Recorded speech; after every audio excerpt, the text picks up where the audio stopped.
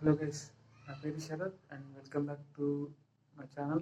ఈరోజు వచ్చేసి మనం ల్యాబ్ టెక్నీషియన్ శాలరీ అంటే ఇప్పుడు బిఎస్సిఎంఎల్టీ చేస్తే ఎంత, సో డిఎంఎల్టీ చేస్తే ఎంత అనే దాని గురించి మాట్లాడుకుందాం. ఫస్ట్ డిఎంఎల్టీ అయితే మనకి డిఎంఎల్టీకి అంటే diploma in medical lab technician, so డిఎంఎల్టీకి 15,000 to 17,000 అంటే సిటీని బట్టి వేరే ఉంటుంది. సో మనకి విజయవాడ లాంటి సిటీ అంటే 17,000 మ్యాక్సిమం రావచ్చు, 17 18 అలా రావచ్చు, 15 to 18. ఇంకా బిఎస్సిఎంఎల్టీకి అయితే ఒక 3,000 డిఫరెన్స్ ఉంటుంది. సో బిఎస్సిఎంఎల్టీ అయితే 20 21 అలా రావచ్చు. సో శాలరీ బేస్ ఇలా ఉంటుంది డిఎంఎల్టీకి బిఎస్సిఎంఎల్టీకి. వీటి రెండిట్లో మనకి ఏదన్నా ఒకటి తీసుకుని మంచిగా వర్క్ చేసుకుంటే మనకి బెస్ట్. సో శాలరీ అయితే ఇంక్రీజ్ అయ్యేది మనకి సంవత్సరానికి ఒకసారి ఉంటుంది. అది కూడా ఒక 10% లేకపోతే 8% అలా ఇంక్రీజ్ చేస్తారు.